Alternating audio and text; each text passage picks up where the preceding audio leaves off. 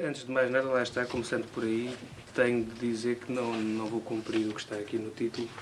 Já é a segunda ou terceira vez que eu escolho um título e depois a seguir transgrido um pouco, mas até faz parte. Portanto, aqui o que eu vinha mostrar era, em primeiríssima mão, um certo alargamento conceptual do meu tema e, portanto, algumas conclusões novas a que eu cheguei. E, portanto, resolvi chamar a tudo isto qualquer coisa como o corpo dissidente, figuras arquetípicas da desordem no surrealismo e objecionismo português. Portanto, este será o novo enquadramento do tema, fazendo do libertino, que é fundamental e é transversal a tudo isto, mas tentando distanciar-me dele para me concentrar mais na questão da desordem, na questão do outro transgressivo.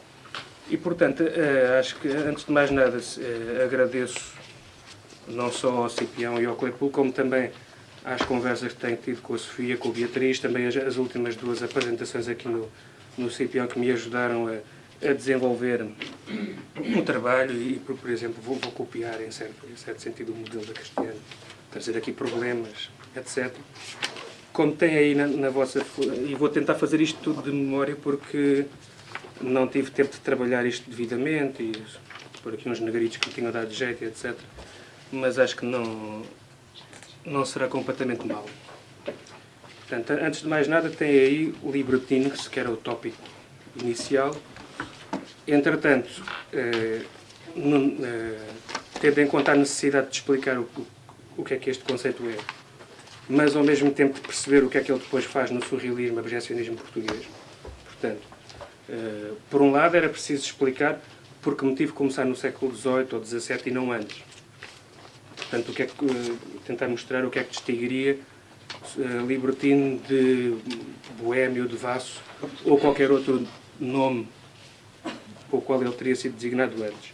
Depois, a necessidade de o trazer até ao surrealismo e objecionismo levou-me à decisão fundamental de concentrá-lo na dinâmica da modernidade. E, portanto, é aqui que vou começar por falar. Vocês têm aí, logo no começo da folha, as principais, ou algumas das principais dualidades importantes para a compreensão disto que eu aqui trago. Portanto, seria tentar ver em que medida é que este tipo de conceitos circunscrevem e alargam o libertino como conceito. E, se calhar, como para se falar do surrealismo e objecionismo, não chega só a falar de libertino, convém falar antes de algo como figuras arquetípicas da desordem. Portanto, esse é o raciocínio transversal da apresentação.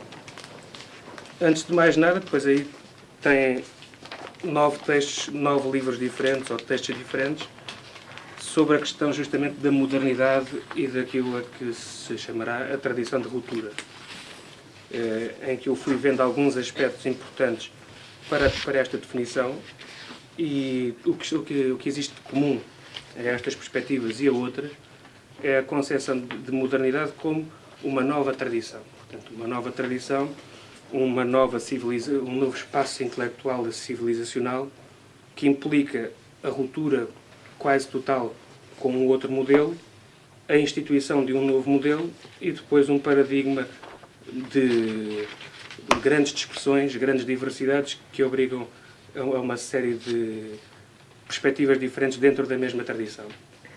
Assim, só por alto, nas 5 fases da modernidade de Matteo Calinesco, fala-se justamente dessa questão de modernidade e relativismo. Portanto, a noção de que existe... A modernidade começa como um conceito ocidental, dentro do grande quadro intelectual judaico-cristão, dentro das conquistas do iluminismo, acaba por se expandir um pouco por todo o mundo e no seu cerne tem logo à partida pelo menos dois tipos de conceitos fundamentais que entram em choque imediatamente. Portanto, modernidade enquanto categoria histórica e, portanto, enquanto categoria ligada à burguesia, ao capitalismo, à industrialização, portanto, a modernidade do progresso, e, por outro lado, modernidade enquanto categoria artística, que vai entrar justamente em ruptura com esta outra categoria. Portanto, à partida temos aqui 2 modernidades mais ou menos simultâneas, nas quais o libertino vai entrar do lado da parte artística, mas que até nem sequer será um dos principais cultores, porque, pelo menos circunscrito ao século XVIII, ainda traz muitas influências do antigo regime e, portanto, é uma espécie de ponte para o que virá a ser o artista contemporâneo, moderno, idealizado pelos poetas alemães do final do século XVIII e depois pelo romantismo, modernismo e vanguardas. O Eisenstadt, nesse livro, acho que deve ser assim que se pronuncia, ou parecido com isso, nas múltiplas modernidades, alarga esta noção, é uma noção muito interessante, que é modernidade tipicamente europeia, tipicamente ocidental, mas que acaba por se expandir um pouco por todo o mundo. À medida que vai encontrando novos contextos civilizacionais com os quais contactar, vai conhecendo variantes constantes. Portanto, esses novos âmbitos de modernidade vão, por um lado, relacionar-se com o paradigma central, por outro, expandi-lo em muitas direções, a maioria delas conflituante. Depois, Boaventura de Sousa Santos, Crítica da Razão Indolente. Esqueci-me aqui do Baudelaire ao princípio, mas já lá.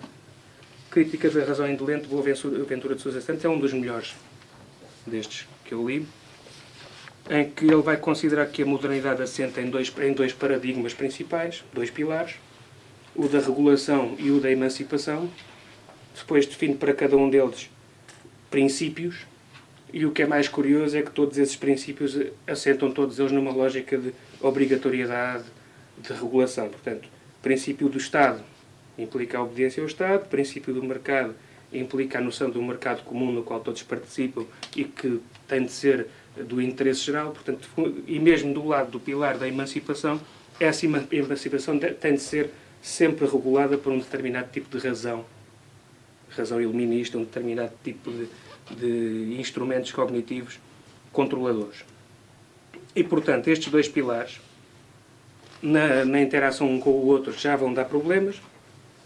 Na interação depois com a praxis social, abrirão outros problemas e, sobretudo, vão garantir que a mesma ideia de modernidade e o mesmo paradigma validem coisas completamente opostas. Portanto, por um lado, uma ideia de um Estado regulador e uma ideia de que existe a autonomia individual do cidadão e a capacidade de pensar por si próprio. Por um lado, a crença no mercado e, portanto, também, em certo sentido, uma espécie de alienação e de universalização de projetos. E, por outro lado, a mesma crença na autonomia, na solidariedade, mas também na identidade. Portanto, há aqui uma série de conceitos fortes que, mais tarde ou mais cedo, acabam por entrar em xeque uns com os outros. O Boaventura de Sousa Santos depois explica uma série de outras coisas importantes, dá à ciência e ao direito poderes centrais no controle das antinomias que vão surgindo. Portanto, a ciência tentando explicar e dar uma noção constante da tal ideia do progresso, que tente conjugar a sociedade e os interesses comuns, e, por outro lado, o direito para tentar conter tudo aquilo que se pense como subversivo. Por fim, é importante registar também desta teoria a distinção que ele faz, que recupera, em certo sentido, da Calinesco, entre dois sentidos de sujeito autónomo. Por um lado, o sujeito autónomo como cidadão, e, por outro lado, o sujeito autónomo como autor, como criador, como gênio artístico. Portanto, são, mais uma vez, interesses completamente diferentes. Um é um interesse ao serviço do capital, ao serviço da produção, ao serviço do mercado, e o outro está voltado para tudo quanto não é mercado, quanto não é valores materiais. Na Espiral Vertiginosa, João Barrento, dois ensaios muito bons com que o livro se inicia, vai teorizar justamente as várias fases deste conceito de moderno, e depois também vai expor como a nossa modernidade resulta de uma série de dialéticas constantes. Aqui entraremos noutra questão fundamental, que será a do segundo ponto, que é esta questão da dialética. Portanto, modernidade como produção constante de opostos e a sociedade como resultado destas contradições constantes, das sínteses que delas resultam. Portanto, e aqui entrando numa dinâmica mais hegeliana, que é também fundamental para toda esta construção. E passando à frente do João Barrento, independentemente do imenso respeito que ele merece e da genialidade destes textos, só um outro aspecto importante para o que aqui se vai debater, que é quando ele mostra como aquilo a que nós consideramos a relação entre cultura e contracultura, isto é num segundo ensaio que se chama Cultura, Contracultura, Anticultura, ele vai retirar, em parte, a relação entre cultura e contracultura da mera relação de norma-desvio. E porquê? Porque o que no momento é o desvio, com a evolução da sociedade e com o choque de ideias, acabará por se tornar mais à frente, sobretudo na dinâmica da modernidade, a norma. E vai exigir um novo desvio. Portanto, isto é importantíssimo depois para o que veremos mais à frente, se eu tiver tempo, que é uma coisa interessante. Depois apresentei o Otávio Paz, que é um dos meus gurus, e que, portanto, só em poucas palavras, ele define modernidade como tradição de ruptura. E explica que, por um lado, isto pode parecer exótico, porque tradição, nós partimos do princípio de que tradição é uma continuidade, e a ruptura é tudo aquilo que não é continuidade. O grande problema é que a modernidade vem trazer outro tipo de tradição, que é justamente a tradição que resulta destes sucessivos mecanismos de harmonia conceptual, dissidência, portanto, realização e crítica imediata a essa realização, crítica imediata a tudo o que já foi feito para trás, portanto, este sucessivo movimento tipicamente moderno de explosão de ideias, devido também a esta pluralidade de concepções, de autonomias, de espaços ideológicos a que se deu lugar, portanto, vamos ter constantes críticas e a crítica para o Otávio Paz é a grande característica da modernidade. Portanto, o que vai distinguir a modernidade do que ficou para trás é justamente o fim de uma lógica mais ou menos universal, de um princípio comum, com objetivos comuns e um fim determinado, portanto, um certo sentido teleológico para o mundo. Aqui vamos passar a ter a total dispersão de possibilidades conceptuais e os choques entre essas possibilidades. E isto acaba por formar uma nova tradição, porque são gerações seguidas a reproduzir o mesmo tipo de paradigma, o que também é uma tradição. Parecendo estranho, também é uma tradição. É um autor que eu recomendo vivamente e, portanto, tem algumas das citações mais interessantes dele. Depois temos o Isaiah Berlin, penso que será assim, embora as minhas pronúncias são sempre milagrosas. E o que é que o Isaiah Berlin vai dizer? Vai registar também todas estas questões, vai transportá-las para a Alemanha, para os últimos anos do século XVIII, para o momento em que o enciclopedismo francês começa a dispersar-se pela Europa e a tornar-se o paradigma universal, lá está, tentativa de impor uma ruptura como paradigma central, cá está. E este grupo de poetas e teorizadores alemães desta fase o que vão fazer é romper contra, por um lado, romper contra todas as lógicas universais que o enciclopedismo tenta difundir. Por outro lado, romper contra esse predomínio francês e contra essa ideia de que uma nação pode ditar a todo um conjunto de civilizações um único programa. E aqui temos logo dois tipos de rupturas. Por um lado, temos a ruptura contra todo o tipo de normas, todo o tipo de instituições, em nome da individualidade, em nome do gênio, em nome da autoexpressão do indivíduo, nem que seja a qualquer custo. Portanto, para esta geração, a morte será preferível à vida se significar estarmos a morrer por um ideal em vez de nos estarmos a submeter a algo. Isto é uma ideia fundamental para o sujeito moderno, para o artista moderno. Por outro lado, a revolta contra a França, enquanto produtora de concessões, vai levar ao emergir da noção de nacionalismo. E estas duas grandes questões vão depois ter um grande rasto, como o autor depois documenta, e é muito interessante. Vou passar agora o 1.9 para entrar já na segunda questão. Como calculam, isto depois acaba por introduzir-se em todo o campo de questões acerca do centro, da margem, do centro e da periferia, por aí fora. Porque, no fundo, é o que aqui temos. Temos uma mesma tradição, mas dentro dessa tradição há e como calculam também a oposição entre modernidade capitalista e modernidade artística, é desequilibrada, não é? Em termos de pujança social. Não é? Teremos estes artistas rebeldes relativamente ao paradigma burguês capitalista como as eternas minorias que depois serão absorvidas pelo sistema e a partir dessa absorção as gerações seguintes vão revoltar-se contra estes vendidos e fazer um movimento novamente. Portanto, aí nesse livro, Os Marginais e os Excluídos na História, o que se diz no texto introdutório, basicamente, é que todas as sociedades criam os seus marginais porque precisam de criar esses seus marginais como um espelho. Portanto, até para criar consensos entre a população, é preciso nós definirmos tudo aquilo que não nos pertence para podermos depois pensar aquilo que somos. E para podermos manter aquele grupo de pessoas mais ou menos controladas, é preciso que a sociedade também tenha alguma coisa contra elas. E aí nascem os marginais, os outsiders. Que depois também se automarginalizam, se forem, por exemplo, sujeitos artísticos, eles próprios não querem pertencer àquela massa, até porque são Torres de Marfim, por aí, estão lá em cima, fazem parte do outro mundo, têm uma aura qualquer a animá-los, uma energia interior, que o vulgo também não lhes interessa. Portanto, é uma dupla expressão de marginalidade. E o Bauman vai transportar isto para 3 categorias muito interessantes. O amigo, o inimigo e o estranho. Portanto, ele vai mostrar como o amigo e o inimigo tudo bem. Portanto, o inimigo é tudo aquilo que não é amigo, a desordem é tudo aquilo que não é ordem, a ambivalência é tudo aquilo que não é certo, não é? E com isso lidamos muito bem. E até é necessário para que a sociedade se vá transformando e até para a sua própria tradição e o seu próprio debate que exista esta noção. O problema é quando aparece o estranho. O estranho é enquanto tudo aquilo que não está bem categorizado.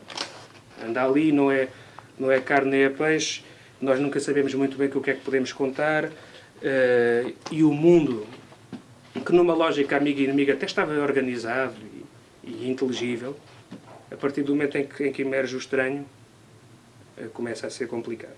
E, em certo sentido, este estranho, pelo menos nesta dinâmica, pode representar, a meu ver, toda esta questão dos novos rebeldes que aparecem num determinado momento e que se revoltam, quer contra a sociedade, quer contra os anteriores intelectuais instituídos. Portanto, os amigos e os inimigos, e depois o estranho que emerge, que mais tarde acabará por resultar num deles. É mais ou menos também o mesmo que está exposto na Razão Contraditória, em que se diz que o pensamento sobre a sociedade funciona muito melhor em tríade, portanto, constantes oposições, e depois alguma coisa que vai permitir que esta dinâmica conflitual não vá demasiado nem para um extremo nem para o outro e permita o constante diálogo, sendo esta fase intermédia a mais paradoxal e a mais complicada, porque é a que mantém os conflitos constantes, mas sem demasiados exageros. Que vai ser mais ou menos o mesmo que o Padre Manuel Antunes define como o conflito entre radicais e convencionais. Portanto, radicais são todos aqueles que querem mudar as coisas já, muito rapidamente, nunca estão satisfeitos, e depois acabam por ser também uma espécie de tiranos, porque no fundo aquilo em que eles acreditam passa a ser um novo dogma que tem que ser radicalmente imposto. E os convencionais, por outro lado, são aqueles para quem tudo está bem e, portanto, a história já está suficientemente fecunda, não vale a pena acrescentar mais nada. E para o Padre Manuel Antunes não existem radicais sem convencionais e, sobretudo, é indispensável que radicais e convencionais estejam em diálogo e nenhum deles caia em excesso, porque se algum deles cair em excesso, a sociedade fica desorganizada. Portanto, os radicais são por natureza destruidores, nem que seja em nome de quando tudo ficar em ruínas vamos lá pôr uma coisa nova e começar tudo do princípio, mas primeiro há a destruição. E os convencionais acabam por nos retirar essa capacidade de invenção, essa capacidade de recriar. Portanto, é importante que eles não saiam dos eixos. É mais ou menos o mesmo que o Georges Balandier também diz nesse livro, A Desordem, em que ele fala também da necessidade que a ordem tem da sua desordem, e até dá uma imagem que eu acho extraordinária, em que mostra que praticamente todas as nossas mitologias populares, histórias para crianças e tudo isso, funcionam muito à base de a cidade organizada, a fronteira entre a sociedade organizada e a floresta, que depois é negra, monstruosa, está cheia de criaturas que nós não compreendemos muito bem, mas, no entanto, existem sempre estas 3 etapas, e existem sempre franjas comunicantes. E existe sempre, por exemplo, o caçador ou o viajante que vem do exterior mostrar-nos como é que aquilo lá fora funciona. Existem os lobisomens que durante o dia fazem parte de uma comunidade e à noite vão ver o que é que acontece lá fora. Portanto, existe sempre isso. O problema é quando aparecem, dentro da própria cidade, figuras de desordem radical. E, portanto, o Balandier considera que eles são a mulher, enquanto grande opositor ao homem, tudo aquilo que é estranho, tudo aquilo que se compreende mal.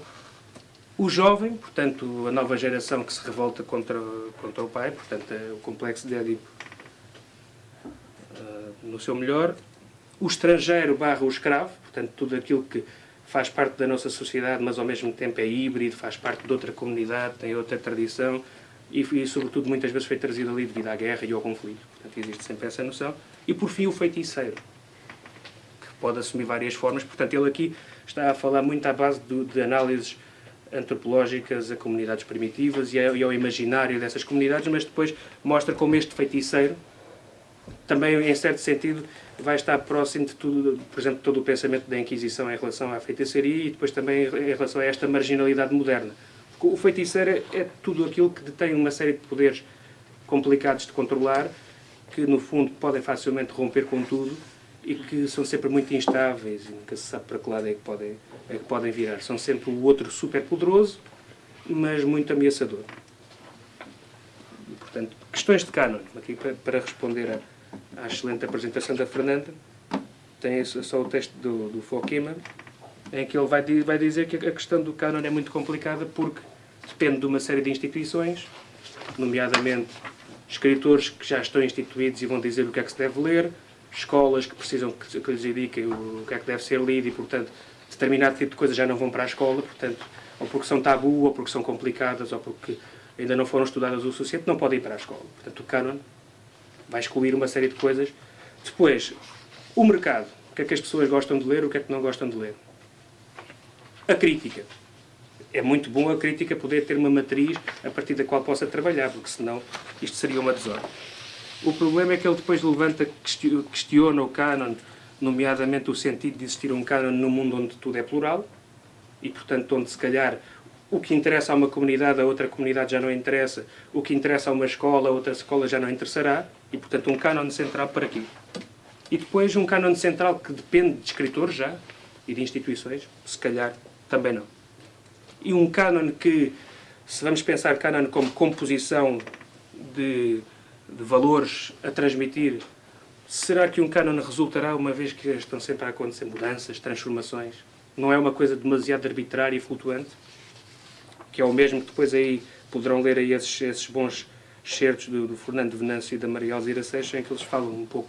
Maria Alzira Seixas diz que muitas vezes esta questão do cânon tem a ver com contingências de valorização, irreparáveis injustiças, ignorância de quem faz o cânon, temos demasiadas coisas para ler e não temos tempo para as ler todas e, portanto, há umas que acabam sempre por ficar de fora e é sempre uma questão complicada. Finalmente, antes de concluir onde quero concluir, é importante explicar como tudo isto interfere depois no campo da arte. Já falei em parte, mas temos aí, por exemplo, o Bourdieu a dizer que a partir do século XIX, mais ou menos, aparece um novo estilo de vida e os artistas criam um novo conceito de vida e que depois é tudo aquilo que é transgressivo. Não é? A fantasia, o paradoxo, a bebida, o amor em todas as suas formas, portanto, e os artistas estão todos contentes. Portanto, e aqui, como também o Joel Serrão diz algures, a boémia, em certo sentido, começa por ser a maneira burguesa de dizer grupozinhos de jovens artistas que estão ali a tentar evitar que as coisas funcionem como deve ser. E o Claude Abastado vai dizer que o poeta, nesta época, é tipicamente um rebelde. E é tipicamente um rebelde de acordo com 3 mitos importantes. Eu, por acaso, acho que existem outros igualmente importantes, mas ele vai definir tudo isto com base em Satã, e, portanto, temos o poeta satânico, o poeta do mal, o poeta da desordem, o poeta do novo Satã, portanto, já não é o Satã decrépito e horroroso medieval, é um Satã até já sedutor, capaz até de agradar muito às mulheres, e, portanto, é quase um Neo-Diónisos. O Satã é uma espécie de Neo-Diónisos. Depois temos também os casos de Caim e de Prometeu, que é um dos mitos bíblicos mais adorados no século XVIII e depois no século XIX, e já não na dinâmica do irmão malvado que matou o irmão bom, mas na dinâmica, por um lado, do irmão que representa o progresso a nova forma produtiva. Por outro, como aquele que se revolta contra Deus e se revolta contra o irmão obediente e muito mantedor da ordem, este vai ser o irmão rebelde, vai ser o irmão da revolta, e os românticos vão gostar disto. Por fim, o Prometeu, e também aqui penso que não seja preciso explicar muito, porque o motivo é que o ser que se volta contra os deuses em nome dos homens, e também é um rebelde contra os olímpicos, e depois também é um titã, portanto toda a lógica dos titãs, o choque de titãs em que este acaba por perder, também não está longe do... Depois aí a Patrícia Esquivel tem umas citações muito boas, mas eu não vou agora. Mas tem uma que resume, está lá para trás, resume a modernidade com capacidade de síntese fabulosa, e aqui ela também vai falar do modo como é justamente a época das luzes que vai gerar o conceito do poeta da imaginação. Portanto, o triunfo da imaginação na arte e a imaginação transgressiva no século das luzes. É fascinante, realmente. Por fim, tem aí depois umas citações, também mais uma vez, do Otávio Paz e do Ortega y Gasset, em que eles explicam como é que tudo isto depois vai interferir no campo da estética. Como é que, por exemplo, os artistas modernos e vanguardistas vão colocar em causa a tradição estética. Por um lado, por via, eles depois as teorias aproximam-se, os nomes são outros, mas o Otávio Paz fala de analogia e ironia, e o Ortega fala de metáfora e infrarrealismo. E, portanto, partindo do princípio, que é o que eles estão a defender, que o objetivo destes poetas será desumanizar a arte, portanto, fugir de uma lógica demasiado humana, de uma perspectiva demasiado humana, para abarcar outras perspectivas possíveis e para colocar estas perspectivas todas em relação.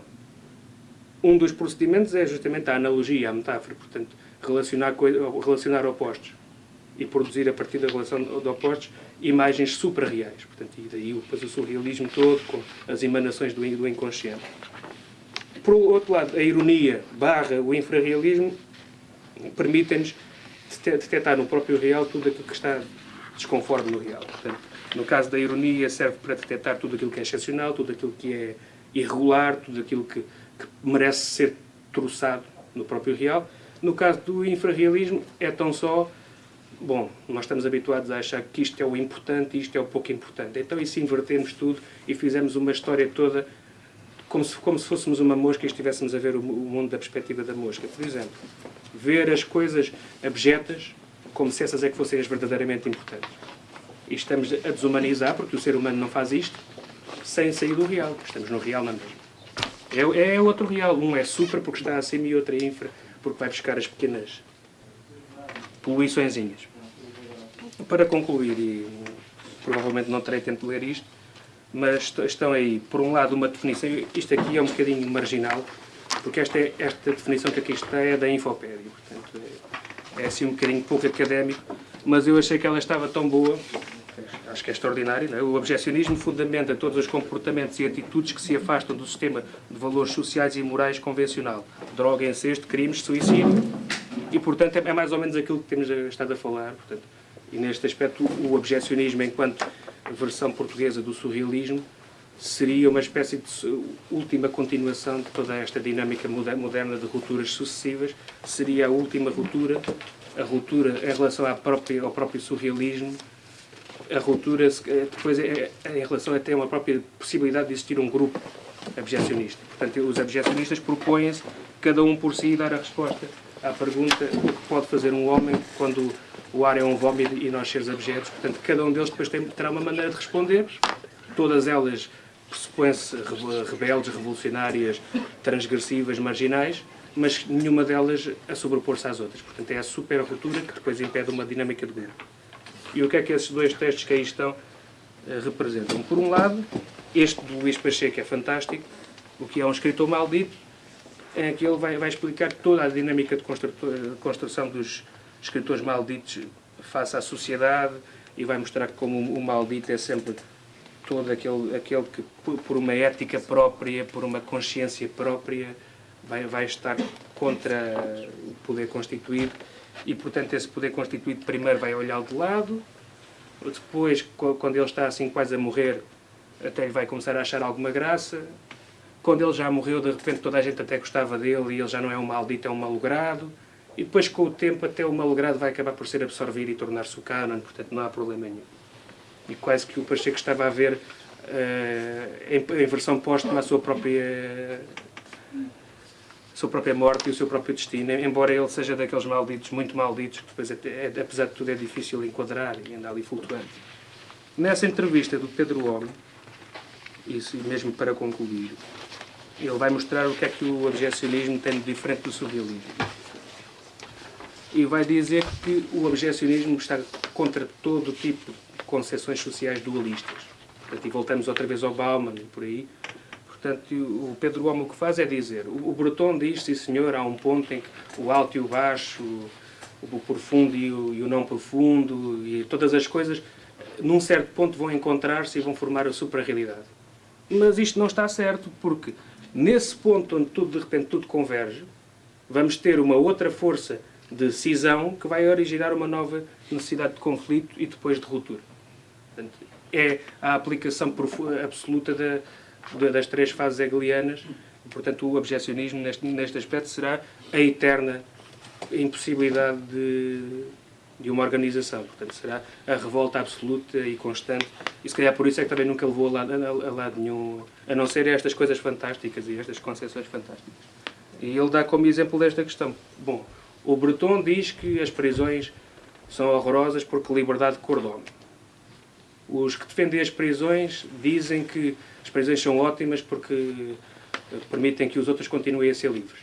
O que é que os objecionistas vão dizer? Bom, por um lado, já se viu muitas vezes que as prisões resultam. Mas também é possível um tipo entrar numa prisão e sair dela pior do que entrou. Portanto, nenhuma das duas dualidades estão corretas. Se calhar o que está correto é um ponto intermédio entre as duas decisões. Portanto, a tal tríade de que falamos. Portanto, seria isto.